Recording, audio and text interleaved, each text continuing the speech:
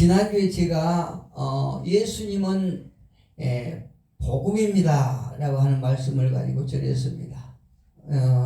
다시 말씀드립니다. 예수님은 누구시냐? 복음이시다. 어떤 복음이신가? 구원의 복음이시고 또 생명을 주시는 분이요, 생명의 복음이요, 의의 복음이요, 또 치유의 복음에 대해서 지난주에 우리가 함께 의를 나눴습니다. 오늘도 같은 제목으로 예수님은 복음이시다 라고 하는 제목을 가지고 말씀을 나누겠는데요.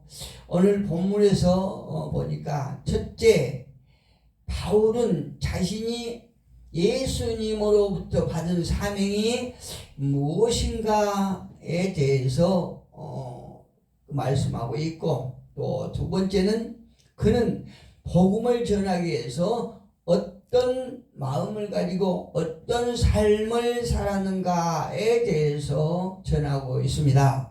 본문 24절에 보니까, 사도행전 20장 24절에 보니까 내가 달려갈 길과 주 예수께 받은 사명 곧 하나님의 은혜의 복음을 증언하는 일을 마치려 하면은 나의 생명조차 조금도 귀한 것으로 여기지 아니하노라.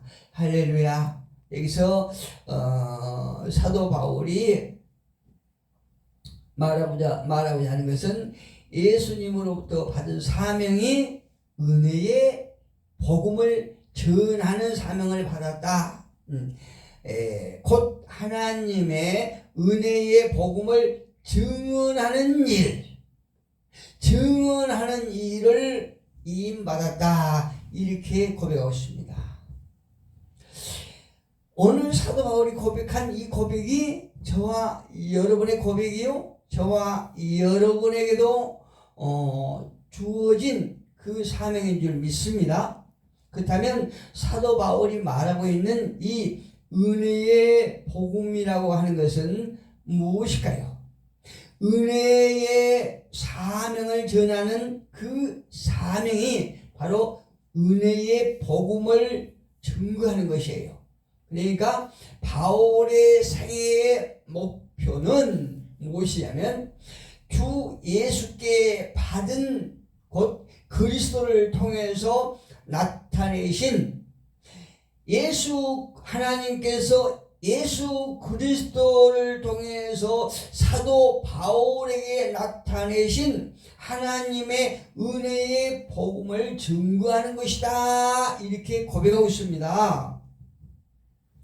사도 바울이 구원을 받은 그 과정 속에서 하나님으로부터 베풀어 주신 그 은혜의 복음이 저와 여러분에게도 함께 주신 줄 믿습니다.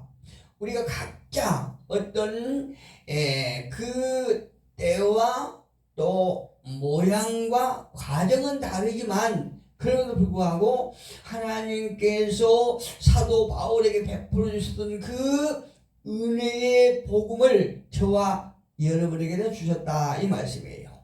사도 바울은 32절에서도 이렇게 말합니다. 지금 내가 여러분을 주와 및 그 은혜의 말씀에 부탁하노니, 이렇게 말하고 있죠.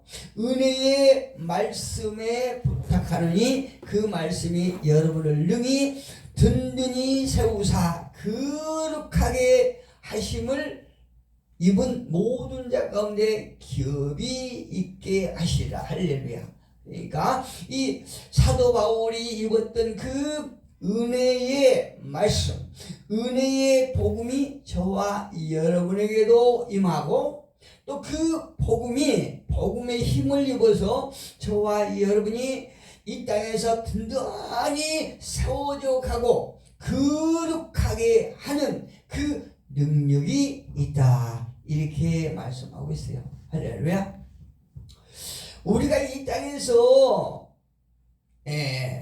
조금 전에 우리가 찬양을 했던 것처럼 세상에서 많은 것들이 우리를 대적하고 우리를 넘어뜨리기 위한 바람과 풍파가 많지만, 그럼에도 불구하고 그 풍파 속에서 떠내려가지 않는 것은 우리 속에 사도 바울이 경험했던 그 은혜의 복음이 저와 여러분에게 있기 때문인 것입니다. 그 복음으로 말미암아 우리가 든든하게 세워져 가고 또 거룩하게 되어져 가는 것이에요. 그렇다면 은혜란 무엇일까요? 은혜라고 하는 것은 우리가 어떤 무엇을 열심히 해서 공로를 세워서 받은 것이 아닙니다. 이 은혜라고 하는 것은 그 의미가 많은 사람들에게 여러 가지 의미로도 이렇게 사용할 수 있지만, 그러나 가장 중요한 은혜는 전혀 공로가 없는데 호의를 받는 것이에요. 그러니까 세상 사람들은 어떤 내가 무엇을 해서 그 공을 취함으로 호의를 받게 되고, 어떤 그만한 대가를 베풀었을 때에 호의를 받게 되는 것이 은혜라 이렇게 말하고 있어요, 세상 사람들은요. 그런데 우리가 오늘 이 본문의 일각에서 우리가 생각해 보면, 우리가 전혀 어떤 사람으로부터 받을 만한 그 호의를 받을 만한 대가도 공의도 공력도 없는데 받았다, 이런 말이에요. 어떤 호의를 받을 자격도 없고 거기에 합당한 행위를 한 것도 없고, 그것을 우리가 받았던 은혜를 되갚을 능력은 더더욱이 없는 그런 사람에게 어떤 사람이 호의를 베풀었다는 것을 의미하고 있는 것이에요. 이 은혜를 에베소서에서 사도 바울이 잘 말해주고 있어요. 에베소서 2장 1장 3절 이하로 보니까, 찬송하리로다, 하나님을 찬송하는 거예요. 하나님으로부터 은혜를 받은 자들이 응답해야 될 그 반응이에요. 찬송하리로다, 하나님 곧 우리 주 예수 그리스도의 아버지께서 그리스도 안에서 이 말씀 되게 중요합니다. 우리 주 예수 그리스도의 아버지께서 그리스도 안에서 하늘에 속한 모든 신령한 복을 우리에게 주시되, 할렐루야, 구원을 주셨다는 거죠. 예, 구원을 주셨다는 거죠. 그러면 우리가 구원을 받을 만한 어떤 무엇을 다른 일이라도 한 것 있냐고 누가 여러분에게, 저에게 물으신다면 우리는 전혀 없다고 누구라도 말할 수 있습니다. 전혀 그 어떤 행위에 공이 없는데 하나님은 그리스도 안에서 모든 신령한 복을 주었다고 하는 것이에요. 이게 언제 주어졌느냐? 4절에 보니까 곧 창세 전에 그리스도 안에서, 사도 바울의 서신서를 보면 특징이 있는데, 그리스도 안에서, 예수 안에서, 말씀 안에서, 이 말씀이 계속 나와요. 우리가 그리스도를 통하지 아니하면 그 어떤 것도 이루어질 수 없다는 것을 말씀하고 있습니다. 여기서도 그리스도 안에서 우리를 택하사 우리로 사랑 안에서 그 앞에 거룩하고 흠이 없게 하시려고 이렇게 말씀하고 있습니다. 바울은 여기서 하나님의 풍성한 은혜를 저와 여러분에게 설명하고 있어요. 그 기쁘신 뜻대로, 하나님의 뜻대로, 하나님께서 창세 전에 저와 여러분을 구원하시고자 한 그 작정대로, 계획대로 우리를 예정하사 예수 그리스도로 말미암아 자기의 아들들이 되게 하셨으니, 이게 엄청난 말씀이에요. 죄인된 저와 여러분을 하나님께서 그리스도 안에서 구원하셔서 당신의 아들되게 하셨다는 거죠. 놀랍죠?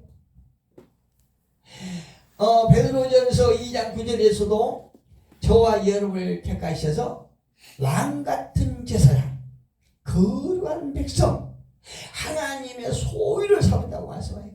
이거 엄청납니다. 이 말씀이 우리가 그 말씀, 그 은혜를 우리가 망각하는 것이 문제일 뿐이지, 하나님은 저와 여러분을 향해서 이 어마어마한 일을 하시다는 거죠.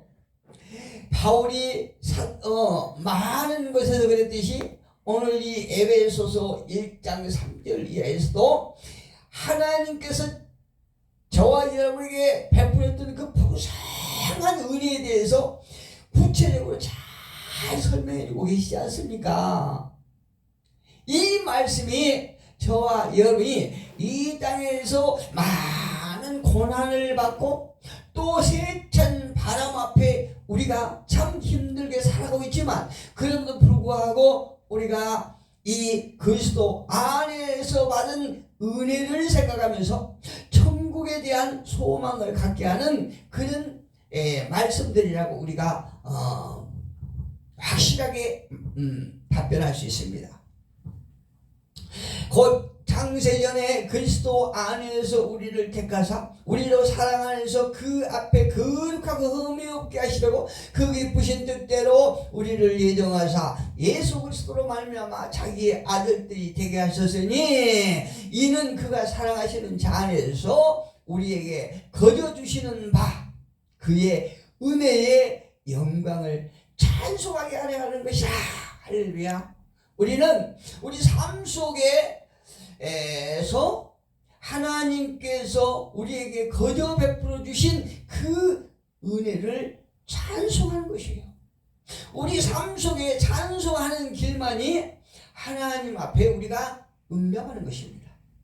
구약에서 보면요, 이 은혜에 대해서 가장 잘 나타나는 그 대목이 있는데, 아주 그 은혜는 하나님께서 베풀어 주신 그 은혜에 대한 어떤 신뢰를 볼 수 있는 대목인데요. 어떤 데냐면은 사무엘하 9장 1절을 보니까 우리가 잘 아실 것 같은 그 대목이 있는데, 제가 읽어보겠습니다.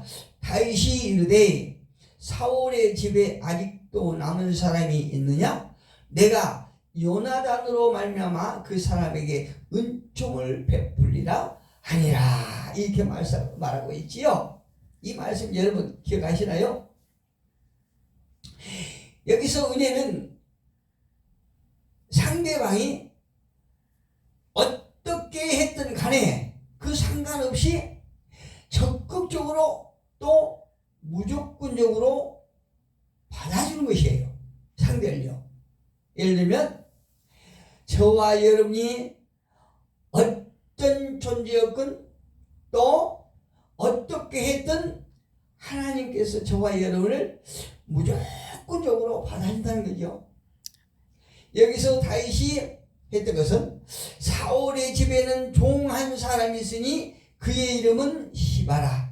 그를 다윗의 앞으로 부르매 왕이 그에게 말하되 내가 시바냐 하니 이르되 당신은 종이니라 하니라. 왕이 이르되 사울의 집에 아직도 남은 사람이 없느냐? 내가 그 사람에게 하나님의 은총을 베풀고자 하노라 하니, 시바가 왕께 이르되 요나단의 아들 하나가 있는데 다리 저는 자니라 하니라.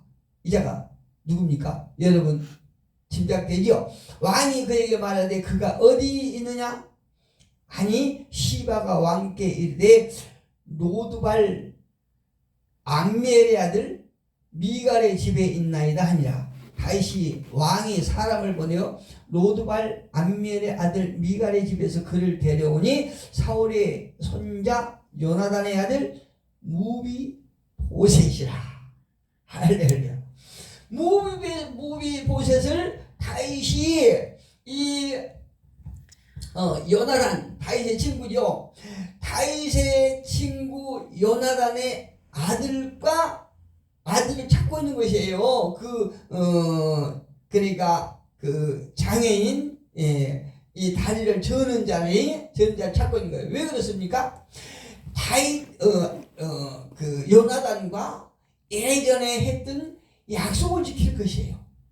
하나님께서 아담이 하나님의 말씀을 배반하고 죄를 짓고 신라곤 됐을 때에 하나님께서 그를 영원히 추방시키지 아니하시고 다시 그를 구원하시겠다고 약속하시잖아요. 하나님께서 가죽옷을 입혀주면서 장래에 어떤 일을 하시겠다 하는 것을 보여주신 거예요. 그래서 결국 하나님께서 창세기 3장 15절에서 하셨던 그 약속이 점차적으로 이렇게 전진해서 요한복음에 와서 예수 그리스도를 통해서 하나님께서 하시는 그 약속이 실현되잖아요. 할렐루야. 그 약속을 수천 년 지나도 잊지 아니하시고 결국 실현시키는 것이에요. 하나님의 은혜가 예수 그리스도를 통해서 저와 여러분에게 임하셨다는 거죠. 은혜는 받을 자격이 있어서 받은 것이 아닙니다. 우리가 한 일이 있어서 주신 것도 아닙니다. 우리가 되갚을 수 있는 상황에서 베풀어 주신 사랑이 아니라는 거죠. 다시 아까 우리가 보았던 에베소서 1장 3절 이하로 가보면 5절에 이런 말씀을 하시죠. 그가 기쁘신 뜻대로 우리를 인정하사 당신의 형상대로 지으신 저와 여러분이 그 죄 가운데 죽었을지라도 하나님의 능력으로 당신이 약속하신 그 기쁘신 뜻대로 우리를 인정하사 그리스도를 통해서 그리스도로 말미암아 자기의 아들들이 되게 하셨다. 이렇게 말합니다. 저와 여러분의 신분은 어떤 신분이었습니까? 에베소 2장 1절에 보니까 2장 1절에 보니까 그는 허물로 죄로 죽었던 너희를 살리셨도다. 그때에 너희는 그 가운데서 행하여 세상 풍조를 따르고 공중의 권세를 잡은 자를 따랐으니 곧 지금 불순종의 아들들 가운데서 역사하는 영이라. 진노 영이었다는 거죠. 하나님 앞에 영원히 버림받아야 될 그런 존재를 하나님께서 저와 여러분에게 은혜를 베풀어 주셨다. 이렇게 말씀합니다. 이게 은혜의 모습이라는 거죠. 은혜는요 이것저것 따지는 것이 아니요 까다롭지 않은 것이에요. 은혜는 사랑받을 만한 그 어떤 일을 했는가 하는 것을 찾아보는 것이 아니라는 거죠.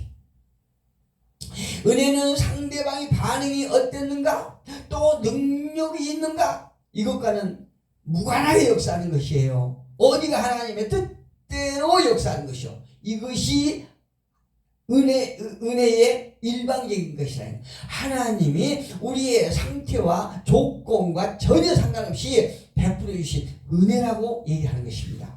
여러분 창세기 3장 12장 1절로 3절에 가보니까요 여러분 너무나 잘 아시는 그 아브라함 얘기가 나오죠. 여호와께서 아브라함에게 이르시되 너는 너의 고향과 친척과 아버지의 집을 떠나 내가 네게 보여줄 땅으로 가라. 하나님께서 아브라함을 택하신 그 순간이에요. 하나님께서 어떤 많은 자 가운데서 특별히 아브라함이 그럴 만한 조건을 갖추고 있기 때문에 택하신 게 아니고 하나님께 일방적으로 그 아브라함을 택하신 것이에요. 아브라함에게 우리에게 아브라함이 굉장히 중요한 이유는 그가 모든 사람의 표본이 되기 때문에 중요한 것입니다.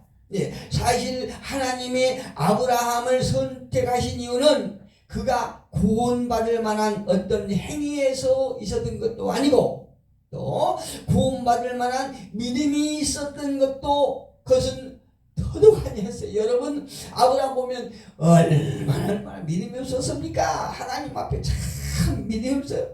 그 모습이 저와 여러분의 모습이었잖아요. 그런데 어쨌든 하나님은 그냥 그를 선택하세요. 당신의 계획대로 선택하시는 그를 이끌고 가실 때에 여러 번의 시행착오를 겪지만 결국 그를 복의 통로가 되게 하셔서 별처럼 빛나는 믿음의 조상으로 삼으셨다는 거죠.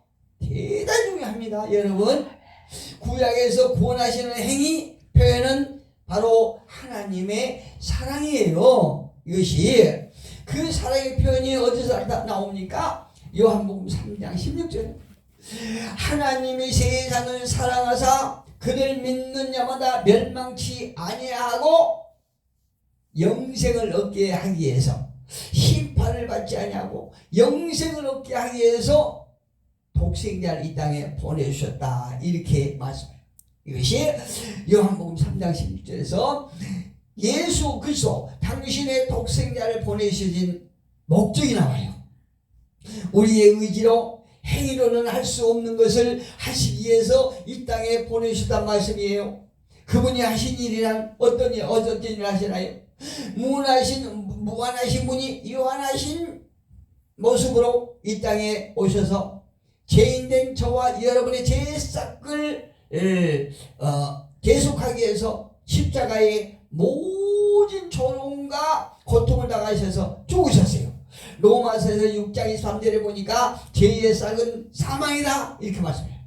저와 여러분 죽었던 우리를 살리기 위해서 예수 그리스도께서 죽으셨다. 그러니까 사도 바울이 그 서에서 보면 그리스도 안에서, 예수 그리스도 안에서, 예수 안에서, 말씀 안에서 계속 그렇게 반복적으로 하잖아요. 오직 예수 그리스도를 통해서 우리의 죄의 싹이 짐을 되었다, 이렇게 말씀하고 계시는 것이에요. 한 사람의 아담으로 그의 불순종하여 죽음에 이르렀던 저와 여러분은 한 사람 순종하는 아담을 통해서 의에 이르게 하신 것이라 이 말씀이에요. 예수는 죽으신 것이 끝난 것이 아니고 능력으로 살아나시고 부활 승천하셨다, 이 말씀이에요. 빌립보서 4장 19절에도 이 말씀이 잘 나타나 있습니다. 바울의 사명은 바로 하나님이신 예수 그리스도를 전하는 것이에요. 저와 여러분의 사명은 무엇일까요? 역시 우리도 마찬가지예요. 하나님께서 예수 그리스도를 통해서 베풀어 주신 그 은혜를 전하는 것이에요. 우리가 그 은혜를 입었기 때문에 우리는 그 기쁜 소식을 알지 못하는 죽어가는 영혼들에게 전하는 것입니다. 이것이 우리의 사명이에요. 둘째는 무엇이냐? 바울은 이와 같은 사명을 이루기 위해서 어떤 삶을 살았는가? 오늘 본문을 보면, 본문에 가보면 이렇게 말하고 있죠. 내가 달려갈 길과 곧 주 예수께 받은 사명, 곧 하나님의 은혜 복음을 증언하는 일을 마치려 하면은 나의 생명조차도 조금도 귀한 것을 여기지 아니하노라. 내가 죽은 몸을 하나님께서 그리스도를 통해서 살리셨으니 그 나를 살려주신 그 은혜를 전하는 일에 내 생명도 아끼지 않는다, 이렇게 말하고 있어요. 그래서요, 저는 이 성경에 나온 믿음의 조상들의 순교했던 그런 부분들은 제가 보지는 않았고 성경으로 통해서 알고 있고 믿는 거지만, 우리 세대에 순교하는 사람들 있잖아요. 이런 사람들 심정을 알겠어요. 그 예수 그리스도께서 그 안에 말씀으로 그를 강하게 붙잡아 주니까 그 순교하는 분들 보면, 순교자들 보면 자기의 생명도 아끼지 않고 두려워하지 않는 것이에요.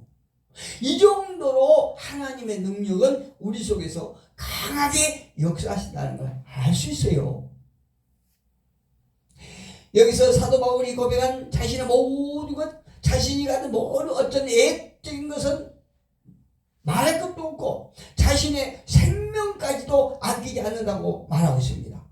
빌립보서 4장 19절에 보니까 이렇게 나와 있어요.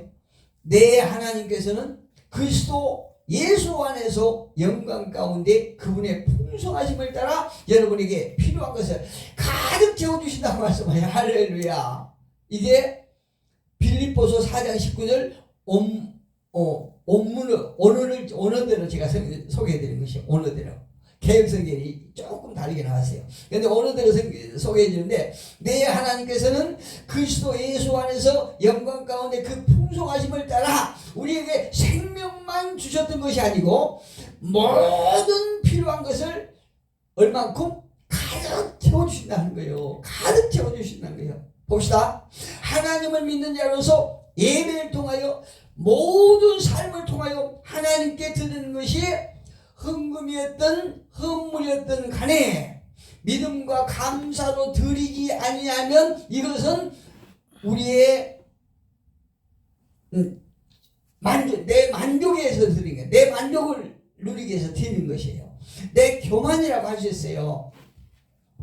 우리가 무엇을 하든 내 삶 속에 하나님을 나타내야 되는데, 그 우리가 예배를 통해서 하나님 앞에 드리는 헌금이든 어떤 헌물이든 시간이든 몸이든 모든 것이 어떤 믿음과 감사로 드리지 아니하면 그거는 그냥 내 어떤 감정에 치우쳐 드린다는 거죠. 내 만족을 누리기 위해서 내 교만이라는 거죠.